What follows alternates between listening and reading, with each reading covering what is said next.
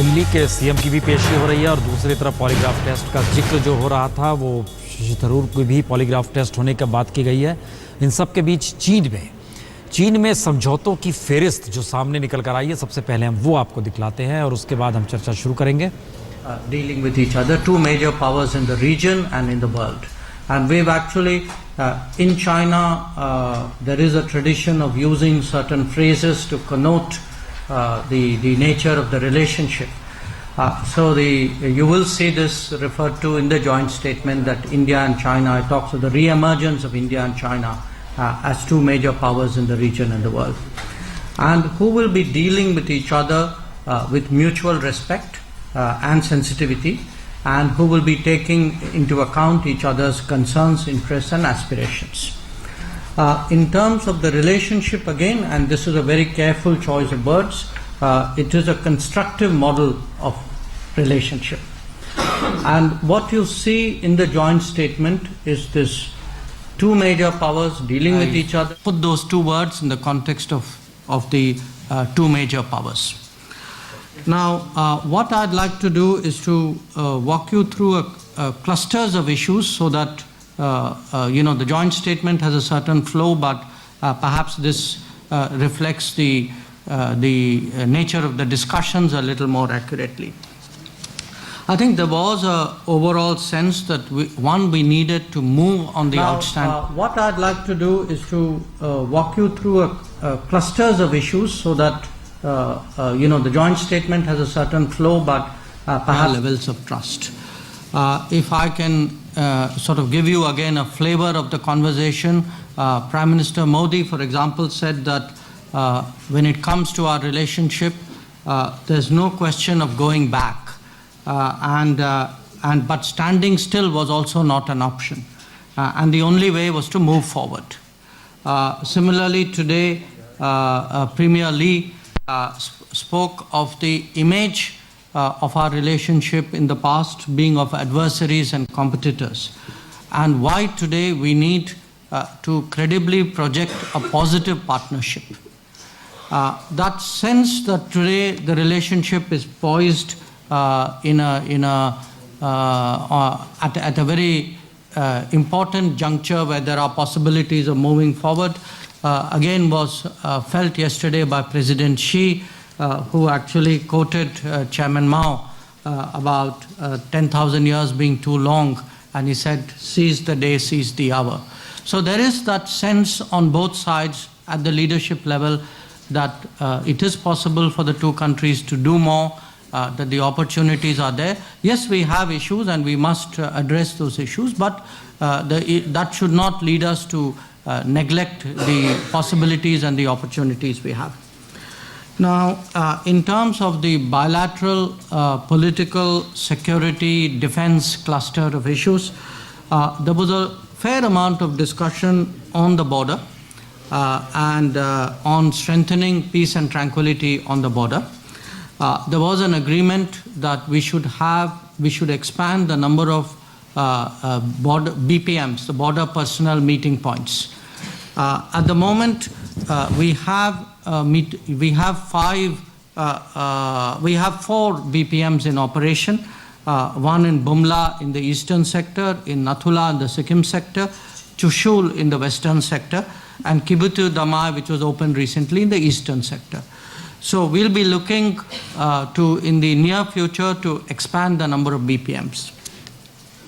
There was also a sense that the frequency and the context in which these meetings took place could be increased, expanded, that both sides would work to implement existing agreements, and that the leaderships will pay close attention to the border situation.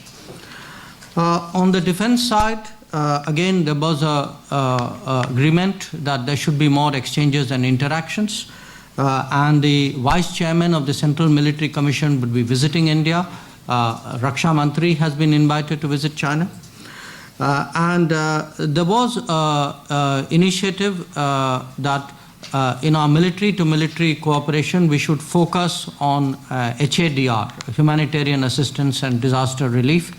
So we would be discussing the possibility that between the two militaries now this becomes a subject for a joint activity or an exercise. There's also an agreement to activate hotline between the military headquarters of the two countries.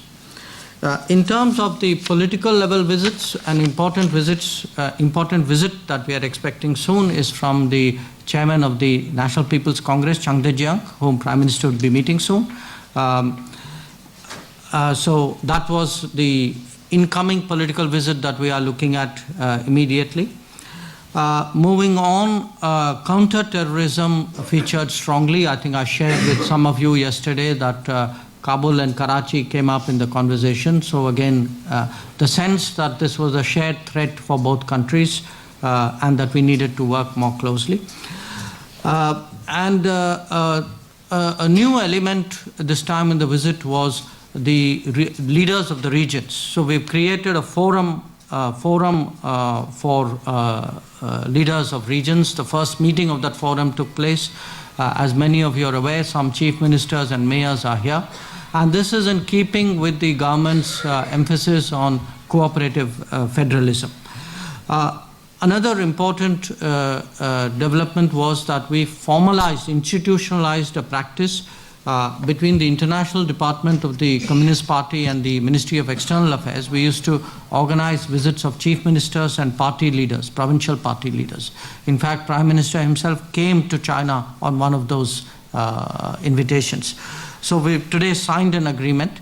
We signed agreement for a sister state relationship to sister city relationships. So as you can see, the federal, provincial, regional aspect of our cooperation is gathering ground. We also agreed to open an additional consulate. The Chinese will do so in Chennai, we will do so in Chengdu. Again, that reflects the sort of a more intense, a more broad-based relationship which requires more servicing in a sense on both sides. That broadly was the political defense security side. On the economic side, and we now use this term close developmental partnership, I think the most important takeaway today was an agreement that we would set up a high-powered task force which will look at economic issues, which will look at the trade deficit, look at IT issues, look at pharma issues, agriculture issues, manufacturing issues. There was a fair amount of discussion on what the problems were, what could be done. It was a fairly specific discussion in some cases. Some of it took place yesterday with President Xi. Some of it in greater detail took place today with Premier Li. We are also, in this context, I would flag, we would be the partner country, the guest of honor at the China South Asia Expo this year in Kunming. There was some discussion on in the investment climate and ease of doing business, and review of the proposals to establish industrial parks in India. One is in Maharashtra, one is in Gujarat. An agreement was signed in skills development with institution in Gujarat. There was a smart city exchange. We'll be doing exchanges of pilot projects. Urbanization, how the Chinese have handled urbanization, what are their lessons, experiences there which we could pick up. And there was a fair amount of discussion on connectivity, in particular on the AIIB and BCIM corridor which had been agreed to some years ago. Trans-border issues also came up for discussion. The reverse, trans-border reverse was discussed. We appreciated the Chinese, the information data that the Chinese give to us. And there was an understanding that we would be extending the agreements which are now due to be renewed. I would say perhaps we need a little more deliberation on where we could take this forward. We also, Prime Minister expressed his appreciation of the fact that the commitment to open a second route on the Kailash Mansarovar Yatra was very speedily fulfilled. It will be happening next month. Now, returning to the theme of two major powers, obviously there was a fair amount of talk was devoted to global issues. And again, the broad sense of it, and I use a term which actually both Chinese leaders used, which was a more equitable global order. I think from our side it was also a more contemporary global order. Here I'll just flag your attention to some of the developments. One, you would note that there's a separate statement on climate change. We have a history of cooperation here. We have a grouping called BASIC. India and China are particularly close in this, given the fact that we have the Paris meeting coming up. So our being in touch, working together on this is important. Two, we've set up a mechanism to discuss WTO issues, because there again, this is an area where we have both strong interest and positions, and we need to coordinate where those interests converge. On UNSC, the joint statement reflects the Chinese support for India's aspirations. On APEC, China welcomed India's desire to strengthen links with APEC. On the Shanghai Cooperation Organization, whose summit-level meeting would be coming up in July, China welcomed India's application for full membership. And on the NSG, China also took note of our aspirations. I think that was for the first time it's reflected in a document. So that broadly is the sort of sum of what was discussed and what has found a reflection in the expression in the outcome document. And if you have any questions, I'd be delighted to answer. Nidhi. Sir, it was widely expected that the e-visas would be announced on this visit. Why didn't that happen? Were there security concerns back home? Well, I don't know about widely expect. I mean, you might have reported it, but we have to decide it. And the fact is, extending the there were an initial list of countries for whom the e-visa scheme was applied, and then we are expanding it bit by bit. I think in regard to China, so far no decision has been made. Yes, Smita Sharma. So, even while Mr. Narendra Modi said that there has to be on the line of actual control clarification, what is the sense that you get from the Chinese really? Is there an unwillingness to move forward? Is there a resorting to status quo? Why isn't the sense of urgency coming in from the Chinese side as well? Well, normally on border discussions, we don't go into details.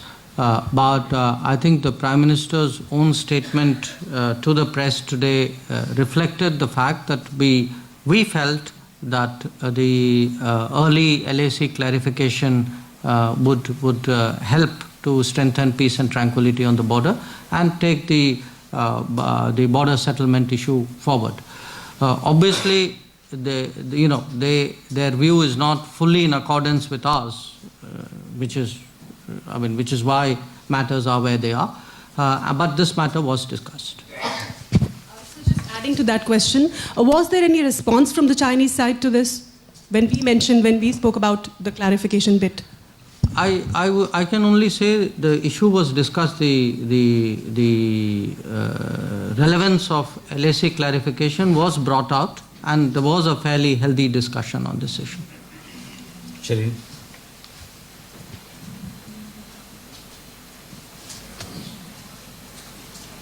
Thank you very much. On the economic issues, you talked about the trade deficit issue being addressed and a high-powered task force being set up to address some of those issues. But has there been any forward movement or any willingness to address the access issues that Indian companies, whether it's pharmaceutical or IT companies, have constantly been putting on the table, specifically to do with state-owned enterprises in China giving access to Indian IT companies? Has there been any forward movement on that front? Well, you see, I think the reason why it was agreed that we would set up a high-powered committee was a sense that there wasn't enough movement on this issue. So if there had been movement, we wouldn't need a high-powered committee. So this is an area where actually we have a position which has been explained in some detail. The bureaucracies have been in touch with each other. It is not that the Chinese side is in, is in denial about this or says that there isn't a legitimate issue out here.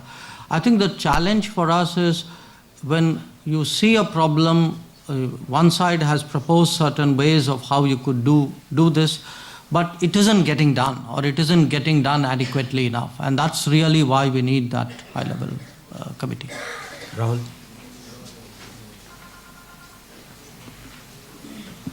Foreign Secretary, there was talk about a possible agreement where the Chinese side would share in real time actual river data, river flow, water flow data to India.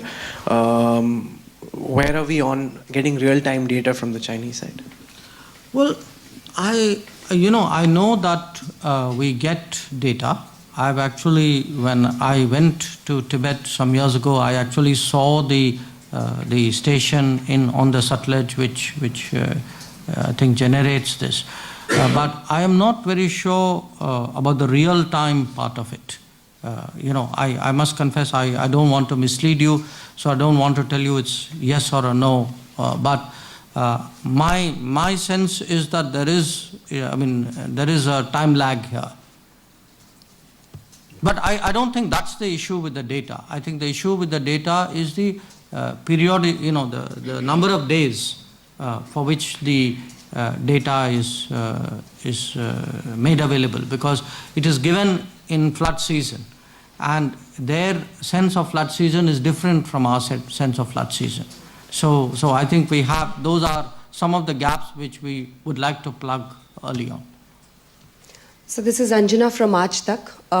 You talked, Anjana from Aaj Tak. Sure. You talked about how terrorism was a concern that both of you talked about. बल्कि मैं चाहूँगी आप हिंदी में इसका जवाब दें. आतंकवाद एक ऐसा मुद्दा जो शायद दोनों देशों के लिए एक बहुत बड़ी चिंता का सबब है इस वक्त.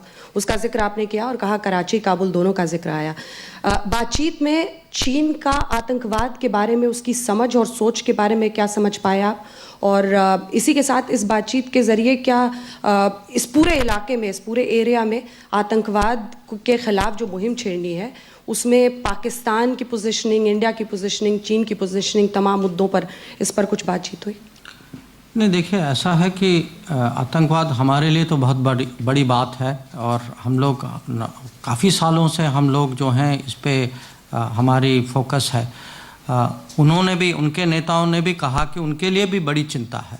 तो पर अब डिस्कशंस में बात तो हुई कि अब अगर दोनों के असेसमेंट एक ही पेज पर हैं तो इसको कैसे आगे बढ़ाया जाए. हम लोग जो हैं मिलिट्री लेवल पे एक्सरसाइज करते हैं, काउंटर टेररिज्म एक्सरसाइज करते हैं, पर वो एक माने ऑपरेशनल लेवल है कि स्ट्रेटेजिकली इसको आपस में क्या करना चाहिए, क्या ज़्यादा करना चाहिए, इस बातों पर डिस्कशन थी.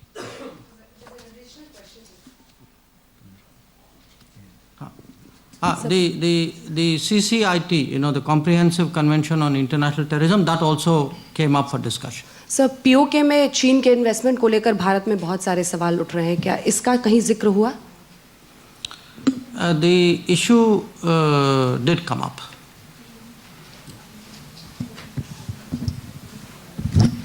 Sir, I'm Abhishek from Times Now. Asked the Chinese to put a time frame to the boundary talks that have been going on, and if yes, what was the Chinese response? And part B of the question is, there is an MOU today between Prasar Bharati and CCTV. Would they exchange maps of how India should be seen and how China should be seen? On the first question, that putting a timeline, no. My sense is that that's not the way this is not a problem where you put a deadline and say, let's try to resolve it by that. I think the problem is too complex and too serious to contemplate that. As far as your second question is concerned, I saw the agreement. I think it will be in public domain. I'm sure you can see that for yourself. Geeta Mohan.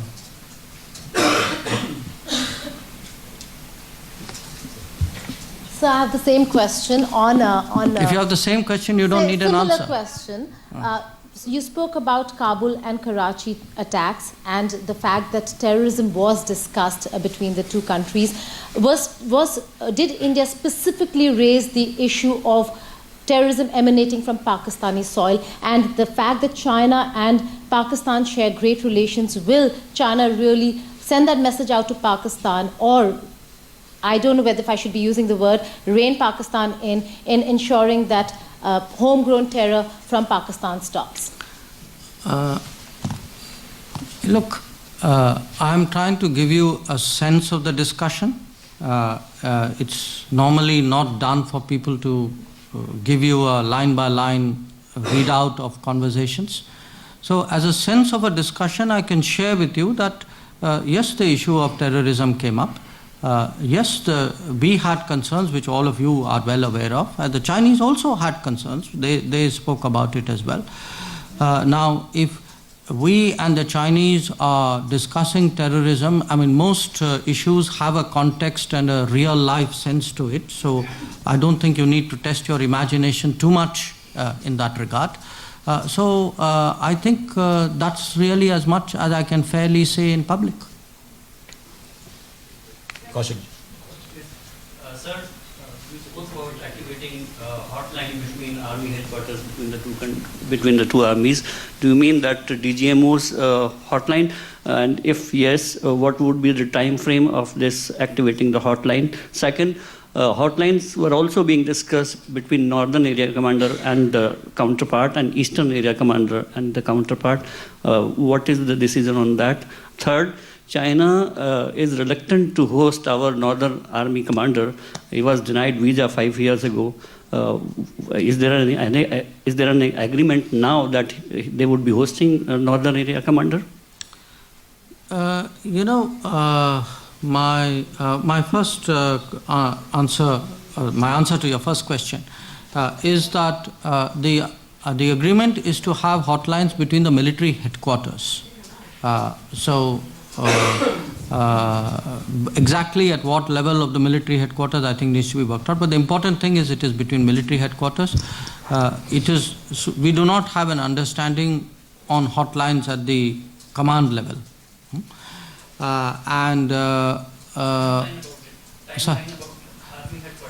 I think it will happen fairly soon, because given the focus there was, the importance which was attached to maintaining peace and tranquility, the fact that there was enthusiasm on both sides to have more border personnel meetings.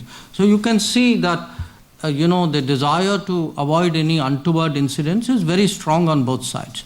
So if you take that as reflecting a sense of priority and urgency, I would imagine the hotline would come about sooner rather than later, but we didn't put a specific date and a time to it.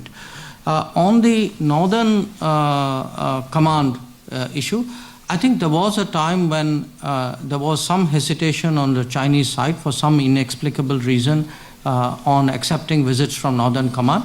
That got sorted out some years ago, in fact quite some years ago. So I'm not very sure that it is a live issue anymore. Sir, this side, Ashish from ABP News. Sir, एक तो मैं ये जानना चाहता हूँ sir, ये जो bullet trains को लेके फिजिबिलिटी स्टडी का करार हुआ है सर, ये क्या सिर्फ गुजरात और महाराष्ट्र तक रेस्ट्रिक्टेड रहेगा या उसके बियॉन्ड भी जाएगा? एक दूसरा सवाल मेरा सर ये है कि आपने सुना होगा आपके पाकिस्तानी काउंटर पार्ट ने कैसे हमें ब्लेम किया है इंडियन एजेंसी को कराची के अटैक के लिए, उस पर भी अगर आप काइंडली रिस्पॉन्ड करें सर।